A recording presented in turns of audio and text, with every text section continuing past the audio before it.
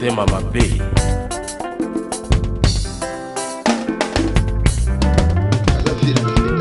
Beta musique makasi malamu.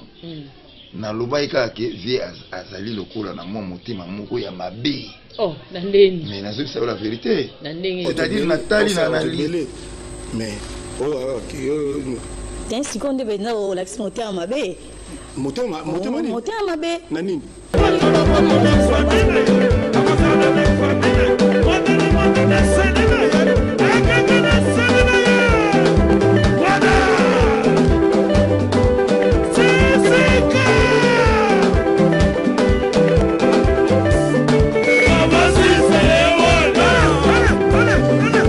Présenter cette dame, une voix sur laquelle on peut toutefois compter. Il s'agit donc de Tatiana Cruz. Pour la première fois de la section musique avec Nati Lokole. Bonjour. Bonjour Nati.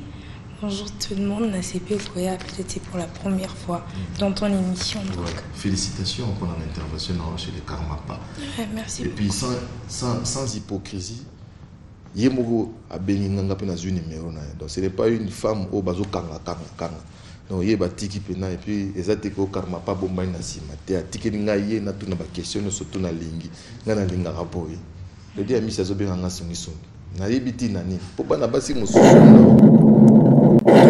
donc ça on te mêlé mais Tiens, si on devait nous l'action motema mabe. motema mabe. Nani? Non. Le vieux, ça vient à respecter la trop avec la musique makasi malamu. Na lobai kake vieux azali lokola na motema moko ya mabe. Oh, nandeni. Mais nazo c'est la vérité. C'est-à-dire Nathalie na analysé depuis la bimana carrière na ngandule na analysé ndenge comportement vieux vis-à-vis nanga. Et tindagi na loba parce que na loba penati. Ça fait longtemps na mona na zomona vieux azovie na zomona ba texto ya vieux pa ya ba musicien na ba artiste na. Nazomona ya moske na ko na bani.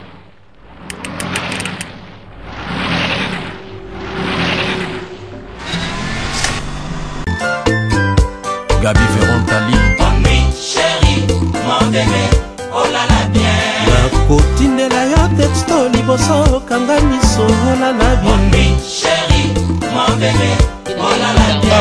Personnellement na omona na sona bipo tokota na ba polémique mingi te.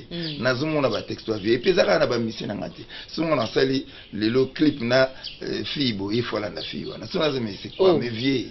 Vous aviez respecte-toi. Oh, mais oui, on a un respect et belé pas vieux. Mais dans mon vie, se comporter neti. Alors, on avait dit non.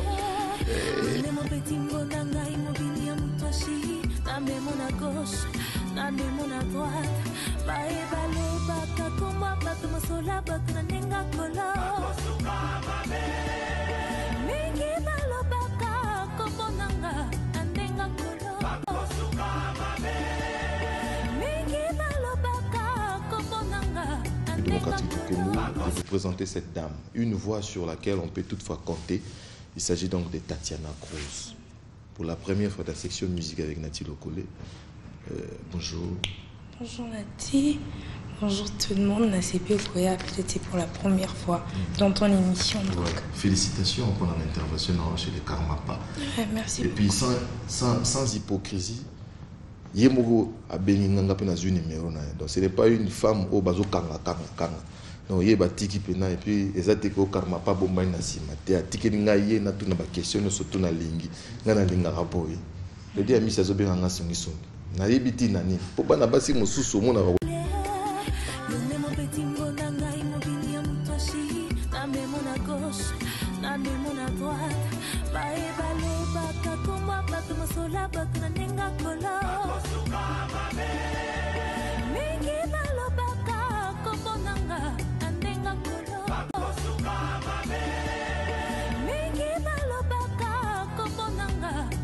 nature na ye ndenge na ye mais biso bamsusu tolobaka te mele ya mosusu totomboki mpe tokoma koloba moni neti na boyaki vie te na bika beta musique ne bien mais bamodele wana ya kotindaka batexte mpa bambise motu na concluaki ke non vie peut-être alinga na besoin beta ndenge nga na obeta Ye muta banda liboso na azala posa. Banda liboso za boza ezateke so neni. So banda liboso fallait que ça continue ka nenga zo continuer. So kombi ko tchame suna ba artiste nanga et puis le ba artiste nanga qui voilà que yozolanda karma pa wana nazomona nazoyoka ba texte nazomona ending ya zo. Ya ba miseno te bazo tia mwa songi na kati ka. Mais non ngamo personnellement na omona na so na bipo tokota na ba polémique mingi te. Nazomona ba texte wa vie et puis zaka na ba